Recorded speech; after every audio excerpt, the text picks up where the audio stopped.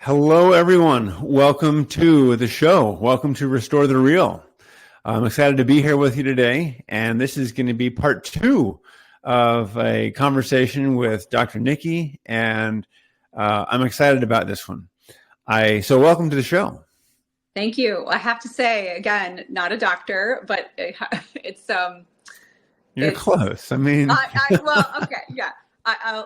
I definitely, let's just say I was in a past life, and I was recently talking to a client about this this does happen frequently, where I'm working with these kiddos for a long time, and the moms will say that, and I'm like, right, like, you're not, and then they're like, shh, the kids don't know that, and there's like this apparent reverence that comes with that, and so have a good giggle about that every once in a while. Kind of That's funny. Yeah. I have to share this. My mom wanted me to be a chiropractor, and I was looking at physical therapy, and she's like, just go visit my chiropractor. So I did, and it was cool. And at the end, I'm like, well, how would you work on my shoulder? And this does relate to muscle testing. What would you do for my shoulder? And he's like, well, I don't know. I have to test some things first. And he was a big AK doc, applied kinesiology. Yeah. And so he and audience know I had done 8 months of physical therapy on my shoulder, right? Trying to get it stronger, trying to heal it from, I think I had surgery at that time, and it just wasn't right. And I went in his office, and it was okay. And then again, what would you do for me? Well, let's test. And he's testing different muscles on my shoulder. Everything is weak. And I'm like 24, 25 years old, just like, dude, what was the purpose of physical therapy? Like, there's no strength in my shoulder. And he shared with me. He's like, you have a shoulder problem, but you have a neck problem. And I'm like, no, the pain's all in my shoulder. He's like, right. I'm muscle testing your shoulder, the muscles, but there's a nerve that goes from that muscle to your neck, and you're not getting the signals from your spine to the muscle, and then vice versa, back from the muscle to the spine. I'm like, okay. And he showed me a couple more things, muscle testing. And I said, well, what would you do? Like, what are you going to do to fix it? And he's like, well, here, I got to adjust you. It's this area. And he said, but this isn't going to fix it. This may just help some. Well, God was trying to teach me something in this moment. And this is one of three things that, he's like hit me with a brick to wake me up. He adjusted me and then went back and muscle tested the entirety of what he had done previously. And everything was the most stable, the strongest I had ever, not ever, but I had felt in years. And I looked at him. I'm like, Dr. Browning, what did you just do? Like, what happened? And he's going into the science behind it. All I needed to say was, turn the power on, man. You need to be adjusted. Here are the muscles that were weak. I adjusted it. But it was only through muscle testing, like 8 months of physical therapy. And they're doing all the right stuff to help strengthen it. But yet there was this disconnection that would have never been found without muscle testing. And maybe I would have gone back for another surgery, maybe something else. But on the spot, then I'm like, I'm going to chiropractic school. This is amazing. I can help people. I can work with people. And now here I am, but that was a long road to get to where I am now. Anyway, muscle testing can unlock things in terms of what we need to know about the body in ways that other testing can't. Mm-hmm. So last time we spoke, you had talked about being introduced to muscle testing and doing some different testing, but just to refresh people's memories, what was it that first got you started with muscle testing, and what were some of the challenges to that, or did it come innately? Because a lot of people think, well, I can't do that. That's not for me. Mm-hmm. I was actually introduced to muscle testing when I was 20 at the time, the most comprehensive body work program that Minneapolis, the Twin Cities had. And it was a little elective, it was sort of like I needed something to fill the gap. Okay, this sounds interesting. I didn't know what it was. And there was our instructor. Was an anatomy instructor from Saskatchewan. And, he's teaching us the lock and the unlock of the arm. And I'm like, well, that's pretty cool. And then we learned how to test through the body as a body worker to see, really the gist of it was what unlocked. We would go to work, do our magic in that area. And then there would be an automatic strengthening every time. And that was the depth of it. Honestly, I don't remember really anything other than, I don't remember being an ongoing class, like that's 27 years ago, Randy, just so you know. And so my ability certainly didn't match my capacity. And that's one thing I reflect on a lot. So though I could use muscle testing, the only time I did it was in a structural manner. And that was even not a ton. Looking back on it now, I probably didn't see the value. It was like, oh, cool. Tuck it in my back pocket. Right. Yeah. And, but it was only 6 years later with my first baby that we were in a male chiropractor's office for that reason. We had other chiropractors, but this guy did muscle testing and he had a few vials on a shelf and he was like, this baby can't do gluten and this baby can't do dairy. And, that yeasty rash went away in a hot second when I took those things out of my diet. And so we maintained seeing him for that purpose, but there's like an occasional supplement attached to it. Not a whole lot of when I think about all the time and energy I know we personally within our practice put into just entertain them by educating them, right? Like empower them and inspire them by giving them education that they can grab onto. And, thankfully we've got the world of social media to support us with that, this day and age, but all of that was missing. There wasn't a why, like muscle testing when I was receiving it at that time lacked the here's why. It was just this is the reason. This is what it is. This is this is the cause for that rash kind of thing. And so it was good enough for me because it handled, the issue. But I will say the nudge, right? If I look at in my life, I've had, when I look in my younger years, what I call intuitive pings, you could call it the voice of God, whatever you want. Yep. It's but I remember I was 10 and I was 12 and I had these little, nudges. It was also 2008. So a year after my second daughter was born, she was also taken to the same guy who was like, yes, for sure, gluten, it has to be cut out. No, every 4-day rotation, just out. Then that made a big difference. I also wish I would have known that, what I know now, because outcomes would have been even better. Would have been different. Okay. But it was around that time that I started to, I had 2 kids too. And my goal was to not have kids that other people had to raise. But then there was also this missing financial component of well, how do we pull that off? Right? Yeah. In a household that's requiring 2 incomes. And so for me, it was looking at, I'm doing, lifestyle education, was trained by Metagenics at the time, was working in a functional medicine clinic, was doing birth and postpartum doula work, was doing craniosacral therapy, had not yet started teaching Bradley natural childbirth, but right on the cusp of that. And so I was doing all of these things, but also that meant I was running around like a chicken with my head cut off, as every good young mother does. Right. Absolutely. And it's though I loved all of this stuff, it made me so crazy. And I was getting very frustrated with what I see now as kind of there was this peak time frame. Like I said, this would have been 08, 09, where really the answer was probiotics, gluten-free, right. dairy-free diet, right? Get your ferments in.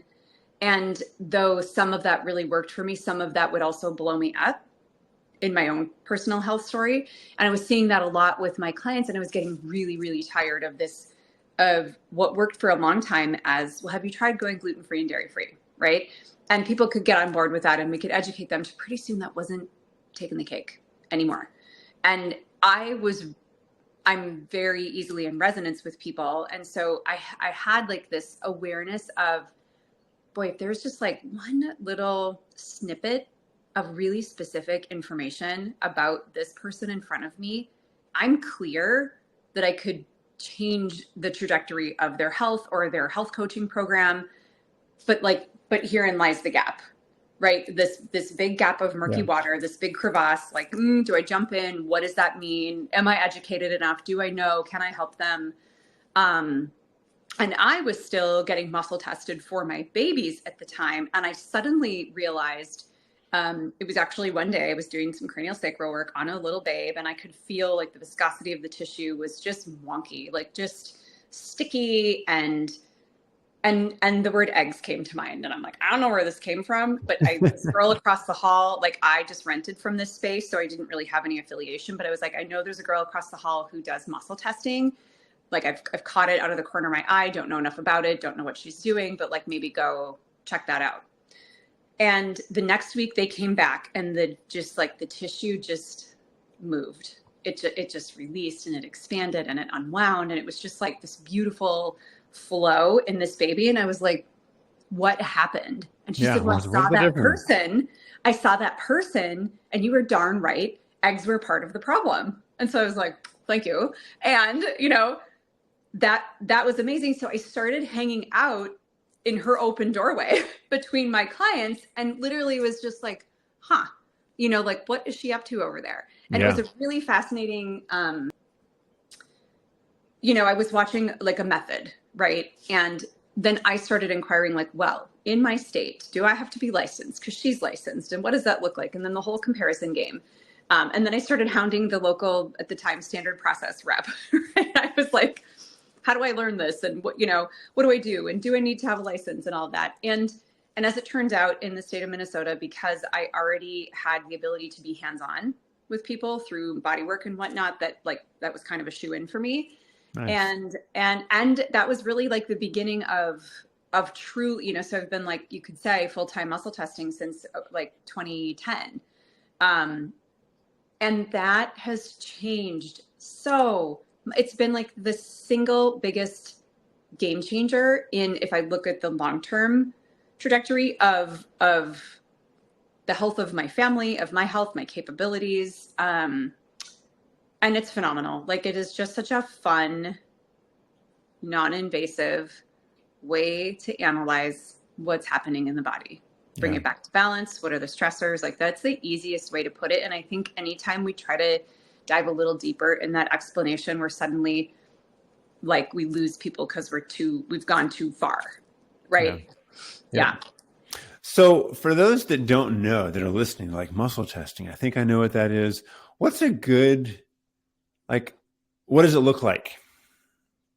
So I would say I don't even know if that's safe to say anymore. I was going to say most people have the experience of being muscle tested in person. Some do. Some come into the office. They're like, I've never had muscle testing before. Yeah. But I mean, from like looking at it from a virtual and in-person standpoint, I would say up until probably the last couple of years, where like it's all coming out of the woodwork, right? And people are like, well, I've been work with this practitioner and who knows where, and they do who knows what. And now I realize it's been muscle testing all along, right? So you asked me, did you say what is it or how to explain it? I don't want to. What does it look like? Like, let's take muscle testing from the old standpoint, where you're actually in somebody's office. Sure. And what would that, just simple explanation of what would that look like, and what is maybe again the purpose behind it? So, I would say, to keep it really simple, I like to use the explanation of, like, I just want to see that your nervous system can like, that it's on and off switch works. So that's one of the things I would say. So I would teach them, what I expected of them and needed of them, and holding their arm outstretched. I would explain to them that I'm going to apply a little bit of pressure with, like, pointing down to the floor, right? And that their job was to match my pressure, but like as if they're coming toward the ceiling. And that it also becomes this kind of equal and opposite. So one of us is not like wrenching on the other. Right. You're not trying to overpower the individual when you're doing that. It's equal pressure. And then can that lock be held? Yes. Is there sustained for 1 or 2 seconds? Exactly. Yeah. And so, we teach them how to do this, and they're like, oh, that's cool. Like, okay, that's easy. And then we coffee, right? Like we bring in a stressor that they're holding on their body or that they're touching, and then we check that muscle to see, does it stay locked? Meaning like we're good for practical purposes. The body's like, yep, we got this. I can stay in a place of balance, in a place of strength. You could look at it that way. Or, you apply the stressor to the body and you check that muscle. And if there's an unlock, most people experiencing the unlock are like, wait a minute, do that again. Like I wasn't holding it hard my enough. arm out straight, or they're like, whoa, what was that? Like, do that again. Cause that was weird, cool. Whoa. Right. Yeah. And I always watch for like that facial expression, because you could see in the moment if the heart bought in, like that connection where they're like, I didn't do that. My arm just, it's how, like, I get this. I see where this is not, you overpowering me just not, it's no, my body just made a shift. Yeah. And it's that deep feeling and that deep knowing. Right. Yeah. And so I would simply say, like, just from that information you gave me, from the fact that your body can tell me when there's a strength and when there's a weakness, like we can find out so much from here on out. And you can use the word imbalances. You can use the word stressors, external stimuli, and you know what I mean? Like you can, to find out what are the struggles, what's not working. And inevitably they're coming to us because they have a pain, an ache, a rash, like they're pooping too much, the not sleeping, whatever the case may be. So, and chances are they've tried the things, they've taken the NyQuil, and sometimes they've been around the block with practitioners. And I try to remember to tell those, boy, that's a conversation right there. when people are like, oh, you're the 7th practitioner I've seen. We may have talked about this before, but it's like, I used to be completely flattered. I was like, oh, maybe there was a little ego attached to that. Like, oh, we can handle these complex cases, until I started to get really privy to like, oh, wait a second. This doesn't have anything to do with our ability. It has a lot to do with, are they being personally responsible for their well-being and actually the desire to get better? And are they the homework doer? Are they following through? Are they compliant? Are they doing other things to manage that emotional stress in their lives? And the people that weren't are the people who are practitioner shopping. That's, one of the big things I discovered. And so it was also the time when I was like, if I don't build in that which I know is true, which is supporting them and providing the resources to manage, let's just call that emotional stress, we're going to keep having this swirl of cases that don't change. And people who are coming to us with, boy, you're the 7th person, you finally are the one that gets it. And then they're like a nightmare client because they're not willing to do the work. And you're like, no wonder they don't last a minute on anyone's program, even if we have all the answers, right? So muscle testing is just brilliant.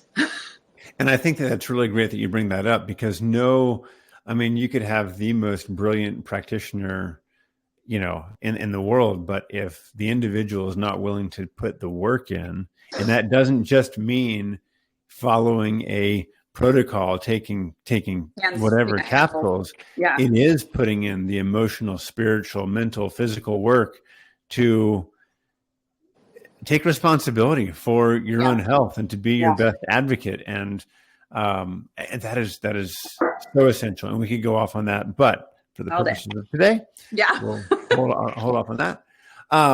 It was funny. The same practitioner that worked on me the first time, my mom and brother went in. So if he's listening, sorry. But they went in and he was having some challenges with stuff, and he started testing him, and he there was no, and my brother was big guy. Like, I'm tall and thin. He's more like just built. But he couldn't maintain his nervous system. There was a dysregulation there. Right. And the doc was like, the only time that I really see this is when there's high sugar content or people are drinking a lot of sodas. And my mom's like, we don't do that in our house. Kind of funny. And my brother was like, well, and she's like, what? Well, what do you mean? And anyway, that was a whole other, but Right. he's like, yeah, I probably have, a couple. And what I always remember one doc telling me is whatever they say in terms of what they're drinking or doing, like double or triple it, because that's really what the honest answer is. So anyway, Reality, right? so then he finally got it to where his nervous system could regulate and lock. And then he put, sugar and other stuff up to him, and man, just blew him out where he could not maintain any sorts of neurologic lock and had to change some stuff. So it was just funny because you can learn and ascertain things through muscle testing because the nervous system doesn't lie, right? Our nervous system knows what is going on. It just takes the practitioner to be clear. And then when you get into some of these harder, deeper cases, like ask the right questions, and so where people get hung up.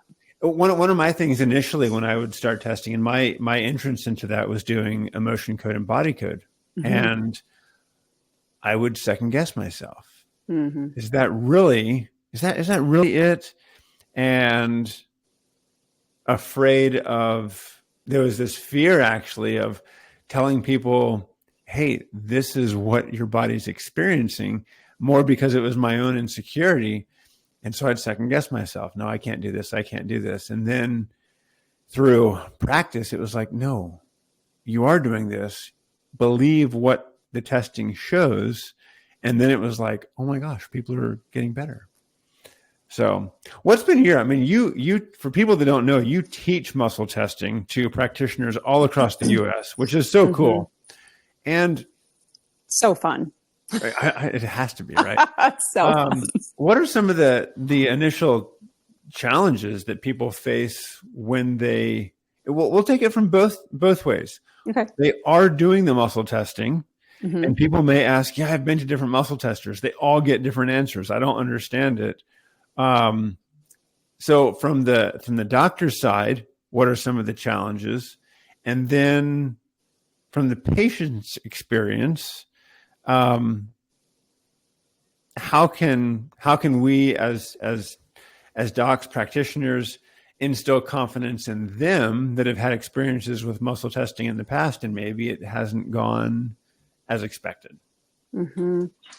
I would say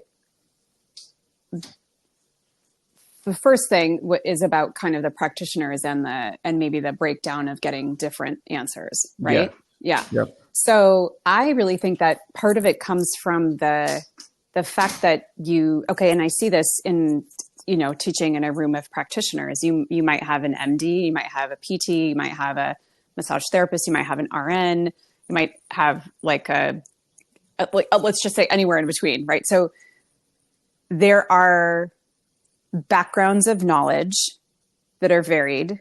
There are varied experiences with muscle testing from I've heard of it, I've heard of it and experienced it, I've heard it and I've seen it, someone told me about it, or I've been receiving it for years in this way, I've been receiving it for years that way, and that's the way, right? So that's some of it is just you can blow the top off of all of that. Yeah. And so I think the thing to keep in mind when it comes to how we work through, if we're working through the physical body, if we're looking at gland and organ systems and pathways, a method to follow, of course, is great. Anytime you've got an A to Z, it keeps everybody, more on point. I do think the break, I don't even want to call it a breakdown, but I do think it's where, how can I take this issue into 3 different practitioners? Because people actually do this. They actually practitioner shop just like this in the beginning because they're like, who has the right answer? And I think ultimately what they're looking for is who is in resonance with me. But I don't think they know to put it in that realm. Do you see what I mean? I do. That's a good way to put that. Yeah. Because they're wanting that vibration and that connection, because if they have that, they'll be like, this is right for me. Yes. And so, everything feels less of a challenge. And so I just think the different questions, or even same questions, different answers, are what is that varied background? because we all come to it. And so I can see that that's really what like Drs. Todd and Jay of Cellcore Biosciences are. I think that's, I don't know if this is their intention, but I think in teaching their work and methodology is they are looking to say like, here are the questions, like to bring it all together and go, here are the questions that need to be asked. If we can provide you with the top 15 questions, that you're going to want to hit on, they're going to crack some things open, here they are. And I think that is I think it's incredible. It has really opened the door for many, many, many practitioners. But then I also think it leaves a whole other like avenue of there are more questions. There's always more questions to ask. And some of them you're never going to know until you are in the weeds with that patient or that client. And it's like I said, it's like it lands. Exactly. You're like, I don't know why we're thinking, like, what does this topic mean to you? Sometimes I'll say that to a client, like, okay, so this just came in, like, does this make sense to you? Maybe it's like a name, maybe it's a body part, maybe it's like a chemical, right? And sometimes they will be like, I don't actually know. And then sometimes they're like, how do you know that? Mm-hmm. Right. And so it's actually like what it is that I teach with the method of intentional inquiry is like, well, first of all, what do you do with that incoming information? Because you've asked questions that are that you're using in a methodical manner. You might, different areas of the body, different stressors, different priorities like that.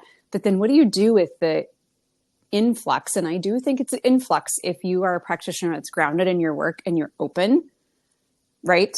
To some people call it downloads. Some people call it like, again, that like the voice of God, whatever it is what do you do with all of that information? How do you organize it? How do you apply it to the person that you're working with? Like when? Because that can be very overwhelming if you kind of can't wade through it on your own as it's coming in. Right. Do you know what I mean? Yeah. I had a neat experience once, and this was associated to the more emotional work that I'll do. And I remember testing this lady and the word shame came up. But it wasn't just that. It was this something that you have just felt, or did something happen that triggered this feeling? And I'm like, oh, do I even want to go there? Like there was this concern. Oh my gosh. Do I even all go the there? time. But I felt very strongly that, yes, you need to ask this question. Mm-hmm. And so I asked her, I said, here's the emotion that is coming up, but I need to ask this to you. And when I asked her, she's like, how did you know that? And it was like, she was mad. Yeah. And I'm like, whoa, I'm just testing Don't here. shoot the messenger. And this is what kind of was downloaded into me that I needed to ask. And she opened up some things. She's like, I have never told anybody of this thing that happened as a kid. Yeah. And, sometimes as practitioners, we think that we're the ones that need to resolve the problems. Mm-hmm. It's not the case. We can provide a path. And I think I'm over here having like a full visceral experience. What you just said, like, it's real. It is real. And what was so beautiful about this experience is there was nothing from that point that I could really do to help her. But what it initiated then was she was able to go and share. She felt the need. I need to share this with my spouse, not what we'd done, but the experience. And it opened up this entire thing where they went and got counseling, and she began to heal. My gosh. And it was beautiful because the challenges, the conditions that she had that I was treating chiropractically all just began to melt away. So great. And if there was not muscle testing, I would have never come to that conclusion. Mm-hmm. And listening, that download, being okay with what's coming, being grounded enough to, okay, I can ask the question. I can share what I am experiencing and how does that relate? And there is this fear of, well, what's going to come? What are they going to say? What if they're like, nope, never felt that? There's still something there that if we are open enough, vulnerable enough, willing to just be there for our people, man, this resonant energy, this connection is so amazing. And you do open the gates for people to start to heal. I think that is kind of worth touching on. One of the things that I share, like, I actually think there need to be more communication courses out there for client practitioner, right? Oh my gosh. I'm like, oh, it's all inside of how you say what you say, right? Yeah. I always preface the initial consult or discovery call, and then I make sure to plant this in, ongoingly until we really know each other well enough to be similar to the Dr. Nichi. And I'm always like, thank you, just to clear that up, not, don't have the initials behind the name, but, I always let them know, hey, first and foremost, I'm not a mental health specialist. I'm not a therapist. I don't have that background. Here's what I do have. I've got XYZ certifications, and each of those particular courses for the modality I was learning at that time, gave me the ability to work within a parameter of, clearing emotions or, balancing thought processes in the brain to create, a growth mindset, and those things really land with people, because I think a lot of times they're kind of tired of this rat race called mental health, because I think it's just kind of become a racket. I don't mean that in a diminishing way. Like, I have a fabulous therapist. I surround myself with these resources, and when people just get you should see a therapist, you have mental health issues, and it comes across in such a derogatory way, instead of have you ever thought to look at that? Have you ever thought to consider having a conversation? There's just so many kind and respectful and loving, is it coming from a place of love, or is it coming from husband and wife and I'm right, you're wrong? So many of those things do. So I always preface with, I'm not, here's my background of qualifications. If you are looking for a therapist, happy to give you a resource. And I find that does the trick. People don't question what we're doing. They appreciate and enjoy that process. And you're right, those, I'll call them tender topics, can come up where I know in my case, we work with people for a period of, we don't have a pay per visit. So people are in it, they're choosing to step into it for a while. And because you develop this rapport and this trust and this ability to be I don't know, is there more you need to say about that? Right. And this playfulness and lightheartedness in their healing process doesn't become so dogged and so something they dread and fear-based, which I think a lot of that work there's been a precedent set that it's not fun and it's not interesting, and you are doing it because of or in order to, right, to save a relationship, to do you know what I mean? Yeah. 100%. Yeah. So I really, really have seen so much value. The feedback from our clients is this is so fun. I actually learned so much more about myself because we can add this piece in, and this piece is actually just one piece of a big puzzle. Makes them more connected to themselves. It's a neat process to watch. Well, and I think it's so good because they are part of the process. They're not being told, here's what to do. It's you are experiencing through the muscle testing, especially when someone's there. I always tell people, we can do this via Zoom, but if you have the chance to come to the clinic, come to the clinic, because it's a different experience. And those that come, they're like, oh my gosh, I'm so glad I did. Because when you're in front of someone and tell me what you think on this, and they're experiencing that, and you're starting to put these pieces together, and then, you find what may make up their program, whether that is, hey, I need you to do this breath work. I need you to do this meditation. I need you to take these supplements. I need you, whatever that might be, you can test that and lock that in and help them see, if we take any of these components out, let's take the breath work out. Is your nervous system going to regulate, and is your body going to respond? And you muscle test, and it's nope. Right. Well, let's try. What if we take out this component? Nope. Yep. And I love it because they are able then to feel that and be part of the process, as opposed to, well, here's what you have to do. Mm-hmm. And so what do you have to say about that? What's your thoughts on, and I think you already have, but how much them being part of this process is every bit of the healing process, just Mm-hmm. as even following the recommendations. Mm-hmm. Well, I love the action steps or the homework pieces that we bring in. And sometimes like the homework is done right in front of you because you do a thing and it moves the needle. And as I'm talking about or thinking about, here's, a way to take this into your life for the next week or 2 weeks. Sometimes you just, as a practitioner, it's like, I can see the click and the click happens. You're like, you have just done the work. And now you get to live your life in the next week inside of that next best evolution of yourself. And that is so dreamy. Right? Like, Yep. Because when they come back next time, they're full of like, oh my gosh, do you know what happened? And like this conversation with this person that I normally kind of hate, like there was totally no resistance there. And I didn't even see it until after the fact. And this other thing over here with like, it is so much fun to, or in self-regulation of say food or something, right? Like they're suddenly alive in a place where there was like no communication, no internal, we're just like, it's like dissociation, right? And suddenly then they're like, I'm present.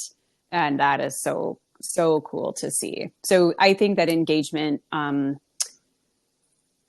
giving what's the word? Like a tangible that they bring into their life, so they can put it into practice. Doesn't mean that they have to go around and have hard conversations, but it's that level of awareness. Yeah. And I think because they feel it in their body, like, For sure. like our body is such a beautiful gift, right? That we get to experience life because we have a body. If we were just spirit, I look at it as book learning. Sure. Right. We just, but because we have this tangible physical body, our spirit can learn and grow, and we can feel, and we are emotional and sensual and physical beings. And so I think when we have this, buy-in's not the right word, I would say experience, just where we can actually feel it in the body of what's happening. It's so good for people because so much of what we do is like not wanting to feel. And I don't want to go in. I want to distract and stay out, and it's someone else. But when you're testing someone and it's like, this thing is dysregulating your body, you feel it. And you know what that is. So so for people, again, people listening, they're like, well, I don't know anyone that muscle tests, or man, I'm interested, but I have no idea like what to even do. What are some basic ways people can even learn to self-test? And for some that are listening, like, no, I could never do that. Trust me, I was that guy, right, that could never, ever do this. And when I saw other people, I'm like, wow, they just have a gift. I'll never have that. And it was so ingrained, and it took a lot of work to actually believe and then feel and witness that, oh, wait, no, I can do this. So what are some ways that people can self-test, and what are some things that they could self-test to gain confidence in before they start looking at, well, I'm going to take this or this or this, some things that would be very non-invasive to gain confidence in testing? Well, I would say, a lot of people are doing like, say, the sway test where they're, standing, getting themselves grounded. Like if I turn myself sideways and they hold their, like, I don't even know. Okay, I'm going to hold here, this is probably going to go better for me. I've got like my electrolytes, right? So I get myself grounded. I hold my electrolytes. Now I'm sitting right now, by the way. But if my body sways forward, I would say like forward's a yes. Like you're leaning into things. That's always yes. Like you're in the flow. But if you get yourself grounded and you hold your bottle of pesticides or whatever, and your energy flows back, like you'll feel that the weight of your body move back, that would be your no. And like, that's very easy. And you see people in the groceries, like once you're privy to it, you see people in the grocery store, or people will say like, oh, I do that all the time with my essential oils, or, other things that they're looking at.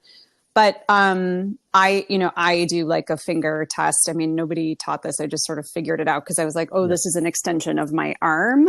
But I've also been taught like, these finger lock methods, and they're very easy. And I think where people actually just get in their own way is because it's like if you're trying to arm wrestle yourself, like you're always going to try to win. And so if they're like, they just don't come apart, it's like, right, because you just don't let them.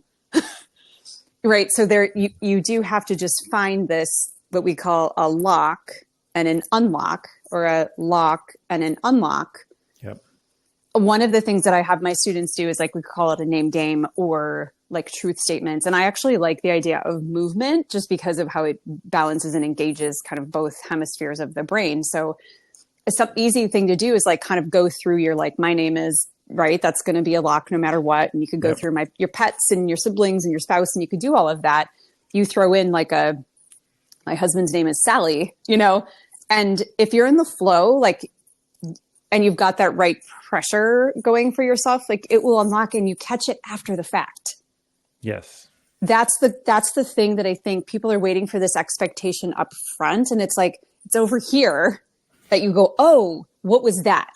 And how do I experience that again? So I'll often say, like, walk around the room and be like, that's a wall, it's a window, that's a light, that's a lamp, that's an elephant. Like, there is not an elephant in my living room. Right. And if you can some people would be like, yeah, but that already. Okay. But when you're in the flow, like truly that's your zone of genius. When you're in that space where everything's moving, that's positive and you feel a pull, the wrong or like the negative will fly out, and you'll be like, whoa, that's a thing that just happened.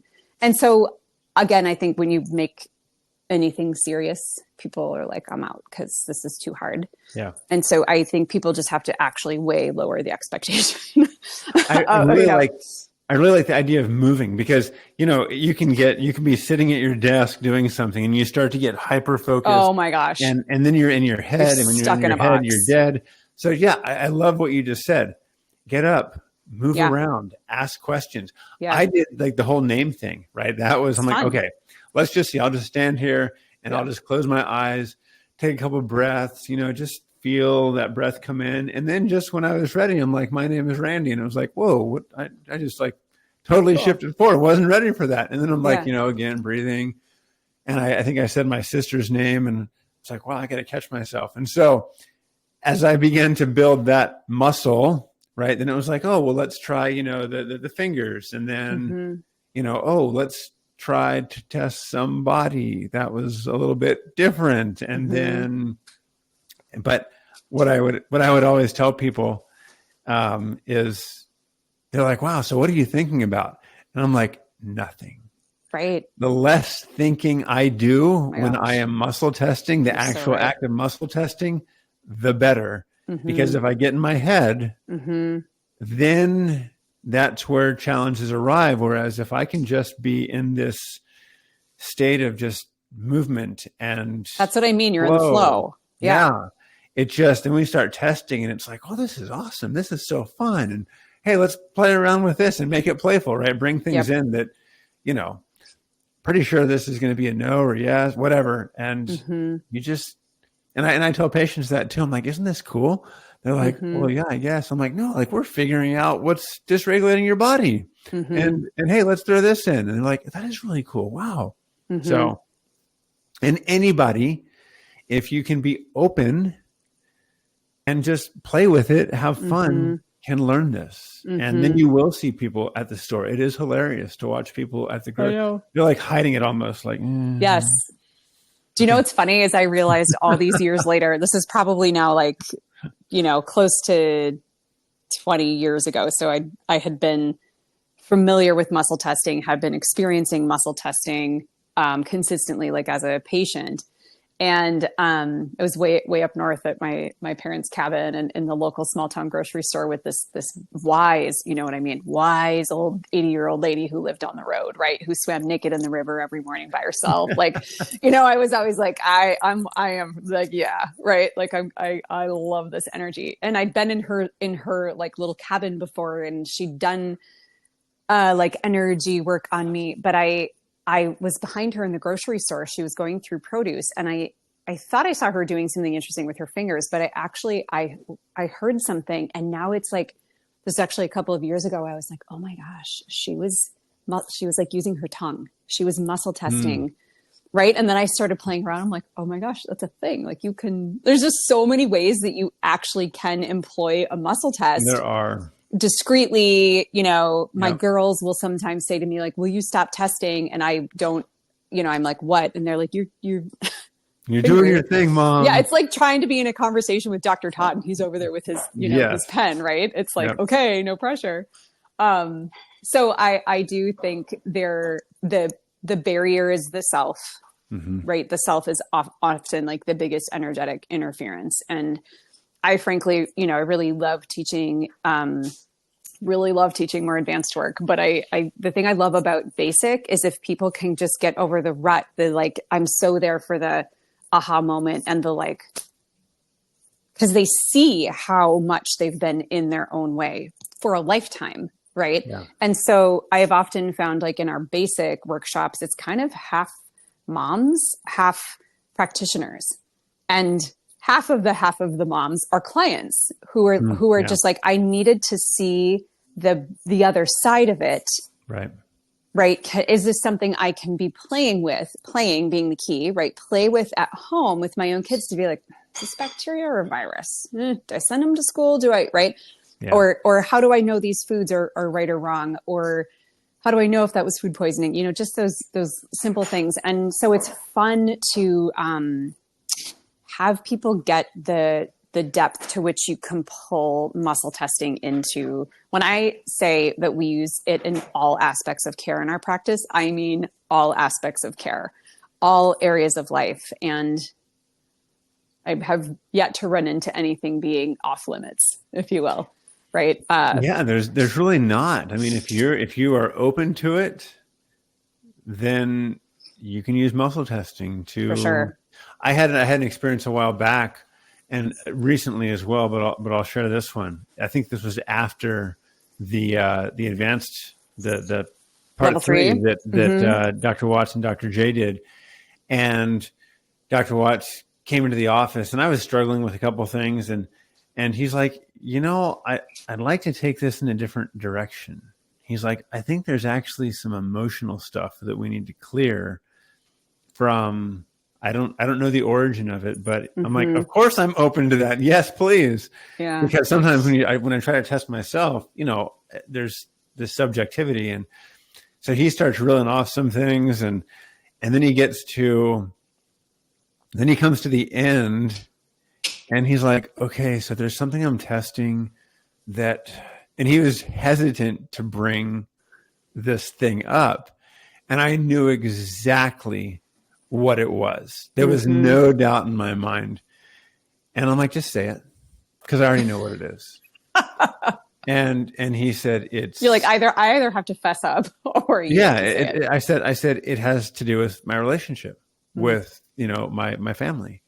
And specifically my wife. And he's like, okay, good. You said it. Yeah. And I'm like, no, just let it. And so it was so cool because it wasn't like going into parasites. It wasn't bacteria. It was just this sense of there's some other deeper stuff that needs to be addressed from wherever realm that may be. And he was open enough. And I feel like that it takes that love from a practitioner to go to that place. It would be so easy to just focus on, it's all about a supplement or a pathogen or a bacteria. But when you can really get into, there's some deeper stuff going on here. And we need to help to clear that and identify what it is, bring it into presence so that we can then remove, delete, whatever, And it was amazing. And it was so cool how after he did this,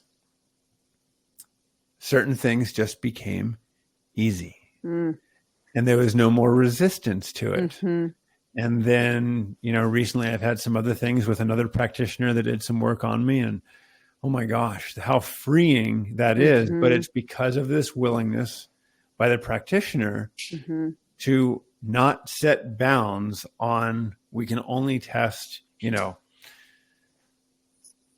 tangible things. right? Yeah. Things that, and so there's beauty in that. There's muscle testing is not just a physical tool. It is love, it's compassion, it's a vulnerability, it's curiosity. Mm-hmm. And I think it's like a willingness to uncover, because that's a vulnerability on our end to be like, to do the thing, that you and Dr. Todd were like, oh, so who's going to say it, me or you? Right. Right.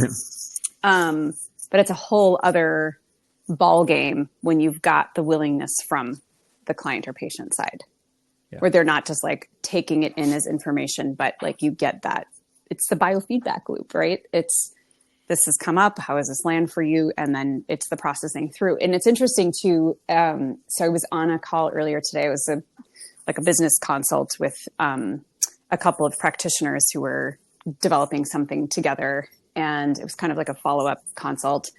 And I didn't have any agenda other than hearing what they like walked away from, were noodling and processing on, for which we had done no muscle testing.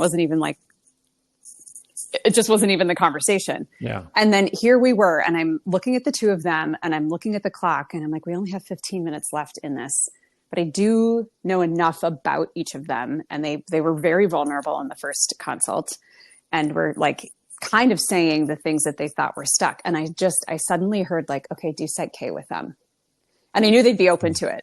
So within, I was like, are you okay with this?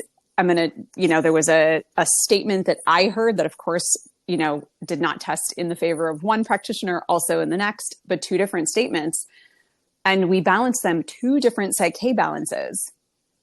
But the aha moments and their faces lit up. And I was like, man, to be a fly on the wall this afternoon when they have their coffee connect about where their practice is going next, because it's like the thing they knew, didn't yet believe in. And that I didn't see it coming. That wasn't going to be like a tool I was going to break out in that conversation. I was so glad it's in my toolbox. Yep. It's so awesome. It's so cool to be in the space where we get to participate in creation. I mean, that's really what this is. You're creating, and in that person's life, they're creating their life, and we get to be part of that. And it's really, I love this aspect of it, and it's so fulfilling. Is I think the word for it. It's a good word. Any final thoughts on muscle testing, encouraging people to try it, to stick with it, or to utilize it for the first time? Yeah, I do have some thoughts on that. One of my favorite parts about teaching is understanding the background of where someone is coming from, because it'll have me understand why they're asking the question they're asking, right? They're like, oh, I'm not getting this person here is getting all these answers and I can't even get a lock, or I can't, show me how. So I always say, no, you show me how, because I want to stand back and I want to see. Usually I can see what the breakdown is, right? And then I can also hear like, wait a minute, like what are you, what do you do? Like, I'm an OT. Okay. And she's an acupuncturist. Okay. Potential breakdown, right? In the two of them trying to communicate. Do I think any practitioner could really dive into just about any muscle testing modality and walk away with it with like a total key takeaway that could change the game within their practice? Yes. And one of my favorite things is just having that conversation. Like, I guess like our discovery call isn't quite set up for this, but it's just a time frame, right? Like a 15-minute consult. It's like if someone was thinking about muscle testing, I don't really know where should I go? What kind? It's like 5 or 10 minutes of just, what's your intention? Like, what do you want to get out of it for your practice? You're the one-on-one with the people you're working with. Like, that's going to dictate. There are so many different modalities of muscle testing. And it isn't really a one size fits all, though I think any one of them would be a game changer to kind of be able to guide people toward what they don't even know exists. Like, oh, you know what? You'd be a great fit for that. Like, go check this out, read that book, Emotion Code, right? Like so much you can learn just by reading the book and start playing with it. But I think inside of how many different muscle testing courses are offered out there that like, I like to take the time to connect with people to just be like, just open your heart a little bit. And I can say like, if I don't see you fitting the work that I teach or the work that Cellcore teaches, like I'm going to connect you to who or what, right? Is in my repertoire of knowledge. There's a takeaway truly for every practitioner. Yeah. And honestly, it's as much for themselves, their own personal growth outside of their professional growth as it is for like the expansion of who they're working with. Yeah, I 100% agree that if they don't see that first, right? Like why look? Yeah. And I think it's so cool how everything really does start within. Mm-hmm. It has to. And I think that with any healing, the only way that wholeness happens is to go into the heart, right? And to allow that space where, hey, whatever's there, I'm going to follow that and do that. And I think with muscle testing, it's I know when I'm in my head versus my heart when I'm muscle testing, and it's like, okay, you just need to like get into more here. And sometimes it's funny. I'm going to share this. So patients that are listening, you're going to laugh when you hear this, but there are times when I'll be working with someone and I know that I'm in my head, not getting it. And I'll say, hey, I need to go check something in the shop. And they're like, oh, sure. Right. They're like, oh, he's going to go find some product or something. I will often just go in there and just center myself again. Yeah. And just ground and cut any cords that need to be cut and just be like, okay, let's just focus love, light, attention onto my heart and their heart. And then I come back in and it's like a whole different experience. And the awareness, and I didn't always have the awareness to do that. It was like, no, I just got to figure this out right now. And well, no, you don't. Just get into your heart, whatever that takes. And I think for all of us, for both practitioner side, for not practitioner side, in any healing, you have to get into your heart and be accepting of what's there, right? Don't run away from it. It can be a scary place, honestly, but that's where you're going to find light and love and growth and compassion. And so. Agreed. Anyway, love talking with you about all this stuff. I think it's been so beneficial here to have this conversation, to introduce people that may not have been introduced to muscle testing, how they could start, what they could gain from it. And then most important, like, how could this help me embody like me? Right. So. Yeah. Good conversation. Thank you so much for coming on again. I love it. Thanks for having me. Great to connect and for you to share your insights. I learned there was a lot that I took away from what you shared today that can help me it's easy to get in a box sometimes, right? And to recognize that no, there is no box. Nothing is off limits with this if you are open to it. So thanks for the conversation. Thanks for who you are, the love, the light that you share with others. And again, where can people find you? My practice is myhealthybeginning.com. You can also find us on Instagram. Awesome. Yeah. Blessings to you all. Please like and please rate our podcast. That's how we get this message out. I would love for you to leave a review on our podcast as well. That really definitely helps to increase the visibility of it, because conversations like these and others need to be in the forefront of our minds and hearts. So blessings to you all. Until next time. Bye-bye.